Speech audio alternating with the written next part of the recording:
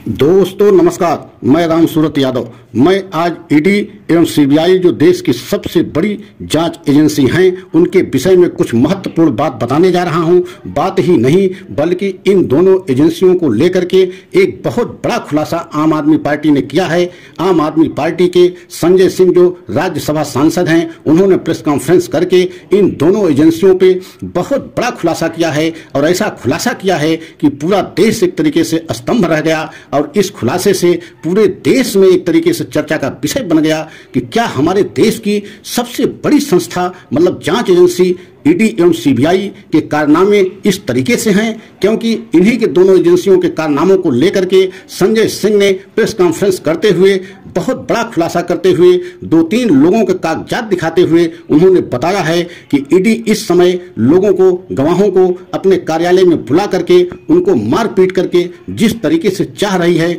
वैसा बयान लिखवा रही है और उस पर हस्ताक्षर करवा रही है और उसी के बल पर जिसे चाह रही है ईडी या सीबीआई उसे फंसा रही है, जिसको चाह रही है उसकी गिरफ्तारी कर रही है। और 2-3 नामों को संजय सिंह ने बताया और उन नामों से संबंधित कागज भी दिखाया कि किस तरीके से उनके साथ ईडी का कारनामा सामने आया है और सीबीआई का कारनामा सामने आया है। और खासकर पहला नाम बताया उन्होंने चंदन रेड्डी का और दूसरा नाम बताया अरुण पिल्लई का। इन दोनों को ईडी अपने कार्यालय बुला करके इनको इतना ज्यादा मारा पीटा कि इनके कान के पर्दे फट गए। आप कल्पना कीजिए, आप सोच नहीं सकते कि ईडी जो हमारे देश की सबसे बड़ी संस्था एवं जांच एजेंसी है, अगर वह इस तरीके से अपने कार्यालय में बुला करके इस तरीके से मारती पीटती है कि उनके कान के पर्दे फट जाते हैं और मनचाहा बयान दर्ज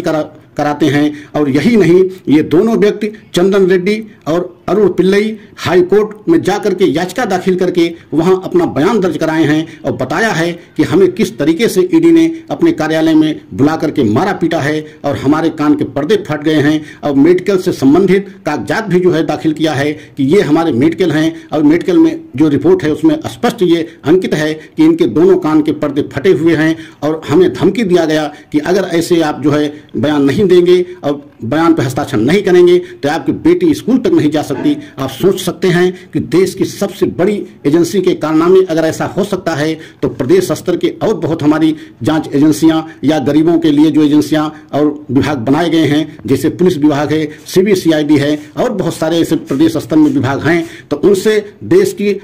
की गरीब जनता क्या उम्मीद कर सकती है या उनके साथ किस तरीके से जो है प्रताड़ित किया जाता होगा, आप कल्पना नहीं कर सकते हैं। अगर ये जो सच्चाई आम आदमी पार्टी द्वारा ईडी और सीबीआई के विषय में या उनके कारनामों को लेकर के प्रेस कॉन्फ्रेंस करके इस खुलासे को किया गया है, तो इससे यह साबित हो रहा है कि अगर ऐसा है तो ये आने वाले समय में या इस समय भी हमारे देश के लिए अच्छा नहीं है। क्योंकि हमारे देश की जनता का इन दोनों जांच एजेंसियों पे बहुत भरोसा है, बहुत विश्वास था, क्योंकि इनसे बड़ी जांच एजेंसी हमारे देश में नहीं है। और अगर इन दोनों जांच एजेंसियों के ऐसे कारनामा हैं तो आप सोच नहीं सकते हैं कि हमारे देश की जनता इस खुलासे से कितना स्तंभ हुई होगी या कितना जो है चिंता में पड़ी होगी कि क्या देश की सबसे बड़ी एजेंसी, जांच एजेंसी, ये भी किसी के इशारे पे चल रही है। और चौंकाने वाला एक खुलासा उन्होंने किया है कि चंदन रेड्डी और अरुण पिल्लई ने यह भी बताया है कि जिस समय इनको मारा पीटा जा रहा था तो उस समय कुछ ऐसे वहां व्यक्ति और मौजूद थे जो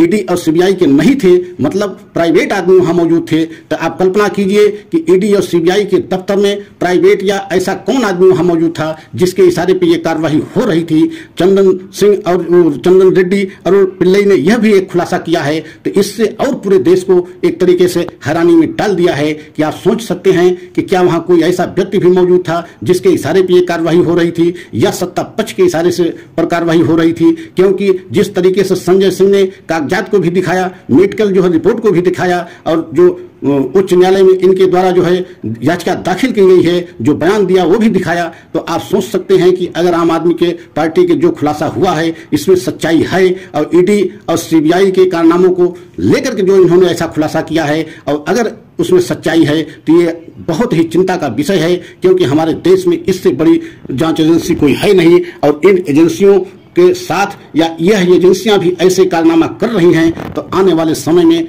बहुत ही अशुभ जो है संकेत मिल रहे हैं। और जो आरोप विपक्ष हमेशा से लगाता रहा कि ईडी और सीबीआई 95% जो है विपक्ष के नेताओं के साथ पूछताछ किया है, 95% विपक्ष के नेताओं की गिरफ्तारी हुई है और उनके विपक्ष के नेताओं के यहाँ ही रेड पड़े हैं, तो आप सोच सकते हैं कि 95% जो है विपक्ष के नेताओं के यहाँ सारी सीबीआई और ईडी कार्रवाई किया है और सत्ता पक्ष के यहाँ 5% भी कार्रवाई नहीं हुई है। इसका मतलब है कि जो अब तक विपक्ष आरोप लगाता रहा उसमें कहीं न कहीं सच्चाई है, और अगर सच्चाई है तो आने वाले समय में ये बहुत ही एक तरीके से देश के लिए अशुभ माना जाएगा या अच्छा नहीं माना जाएगा, क्योंकि इन एजेंसियों को भी अगर हैक कर लिया गया है या सत्ता पक्ष के इशारे में ये काम करना शुरू कर दिया है तो हम समझ सकते हैं कि और छोटी छोटी एजेंसियां की क्या हालत होगी और गरीब के साथ कितना उत्पीड़न होता होगा, इसकी कल्पना किया ही नहीं जा सकता। और अगर यह सच हमारा सभी देशवासियों को अच्छा लगे तो लाइक सब्सक्राइब करते हुए कमेंट में अपनी राय अवश्य बताएं और यह भी बताएं कि क्या इस समय आप भी ऐसा महसूस कर रहे हैं, या जिस तरीके से विपक्ष कहना चाह रहा है या विपक्ष जिस तरीके से सत्ता पक्ष पे आरोप लगा रहा है, क्या आप जहां पर भी हैं, जिस प्रदेश जिले में भी हैं, क्या आपको भी ऐसा महसूस हो रहा है कि सत्ता पक्ष की तरफ से कुछ अन्याय हो रहा है, या जो विपक्ष कह रहा है उसमें कुछ सच्चाई भी है कि नहीं है? क्योंकि जो जहां पर रहता है वहां उसी माहौल में कुछ न कुछ महसूस भी होता है। तो आज हम ये भी जानना चाहते हैं सभी देशवासियों से कि आप जहां पर भी हैं क्या आपको ऐसा महसूस होता है कि सत्ता पक्ष एक तरीके से तानाशाही रवैये को अपना लिया है या नहीं अपना लिया है? अगर अपना लिया है तो कमेंट में अपनी राय अवश्य दें और कमेंट में हमको बताएं कि हाँ, हम भी महसूस कर रहे हैं कि सत्ता पक्ष इस समय तानाशाही रवैये को अपनाया हुआ है। और अगले सच की आप लोग प्रतीक्षा करें, अगला सच बहुत जल्द लेकर के आएंगे। जय हिंद, नमस्कार।